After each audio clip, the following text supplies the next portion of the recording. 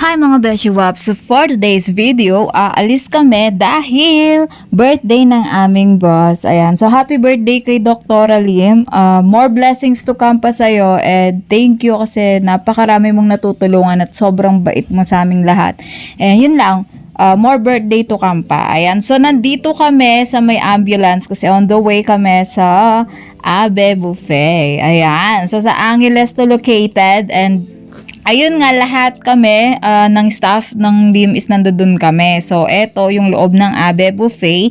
And ayan, yung mga nurses, yung mga accounting staff, yung basta lahat ng, actually half lang pala kasi yung iba naka-duty. Kasi di naman pwedeng iwanan mo yung hospital, 'di ba?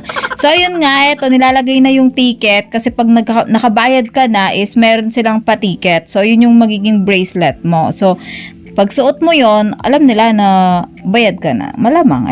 Yun nga, ito yung sa loob ng buffet. And grabe, sobrang sarap dito mga Beshwap. Wala akong masabi. Di ko lang alam kung magkano yung rate dito kasi tinrate kami ni boss. So, ayun, happy birthday din pala kay Ate Faye kasi itong araw na to birthday din ni Ate Faye. O, diba? Bongga.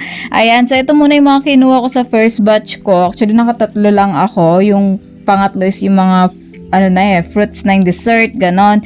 Kasi di ko na kaya mga Beshwap, alam nyo naman, di naman ako ganun kalakasan kumain, pero grabe solid dito. Alam nyo ba, kung hindi lang agad napupuno yung tiyan ko, baka lahat yan talaga kinain ko. So, alam nyo, partida hindi pa ako nag-rice dito, pero grabe, sobrang bigat na ng mga nakain ko. Alam mo yun, na busog na ako, and grabe talaga, wala akong masabi kung di sobrang sarap.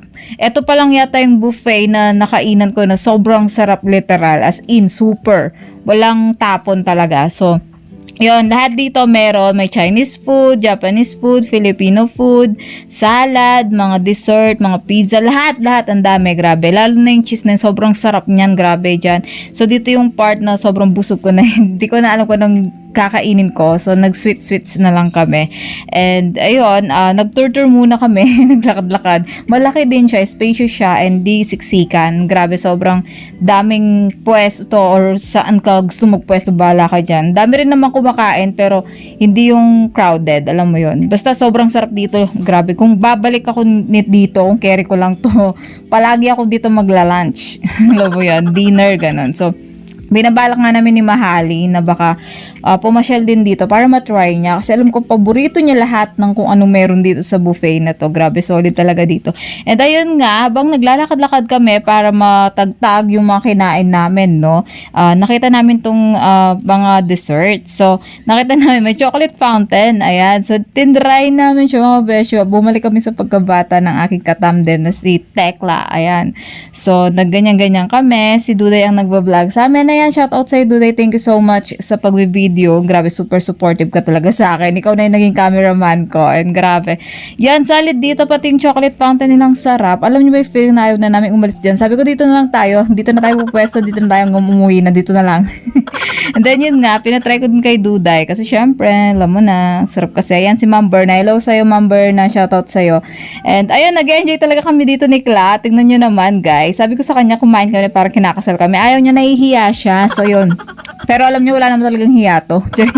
Ayan, so thank you so much kay Dr. Lim ulit kasi nakapag-Abe Buffet kami. Thank you so much and happy birthday Dr. Lim ulit and kay Ate Faye. So, ayan, nag-ice cream din kami kasi paborito ko talaga sa lahat. Yung sa dessert, pinaka-favorite ko is chocolate. Ayan, chocolate ice cream, ganon, lahat. Sabi ko kay Duda, i-try namin lahat. So, melon and coffee and chocolate ang flavor na yan. Na-overwhelm kami, grabe. Alam mo yung mata mo, busog na, pati yung tiyan mo, super busog pa. So, kahit gusto mo pa umulit, di na kaya talaga. Pero yung iba nakarami sila, syempre, kailangan yung sulitin kasi buffet nga, diba? So, eto na yung last, namin, kinain. Yung sa dessert na talaga, nag-fruits na din kami ng ice cream. Buti na lang talaga, isa lang yung kinuha naming ice cream. Do dapat marami, kasi diba nga, buffet nga siya, unlimited siya, and yun, di talaga kaya sobrang dami sa amin. Pero, grabe yung busog namin dito. Hanggang kinabukasan yata, busog na busog kami. As in, siguro kasi sobrang dami din naming nakain. And yun. And lahat kasi is masasarap. Wala talagang tapon. Ito yung pinaka the best na buffet na natikman ko sa mga na-try ko ha. Ewan ko lang kung baka may mas the best pa dito, ganun. Pero para sa akin, ito na yung pinakamasarap. So, ayun guys, nag-enjoy kaming lahat dito. And after nun is napansin kasi namin kumakanta yung staff doon. So, wala silang energy. Pero siguro yung strategy nila para mag-greet ng customer nila. Patient tuloy yung sasabihin ko saan. Pero yun nga, nag-enjoy naman kami dito kasi si Kla nang nag-take over. Pinagkanta na niya si Ate Faye. Wala na kasi si Doktora dyan nung time na yun kasi umalis na siya agad. And after nun, umuwi na kami mga Beshi Wap. Nag-take photos pa muna kami before umalis. And then yun, back to ambulance na kasi uwi na kami. Yun lang mga Beshi Wap. Sana hindi pa pala tapos. Kasi habang kumakain ako dyan ng masarap, naalala ko si Mahali kasi nauna siya umuwi sa bahay. So, sinundo niya ako, Beshi Wap, and kumain siya sa Chowking. Ngayon, hindi ko na talaga kayang kumain, mga Beshi Wap.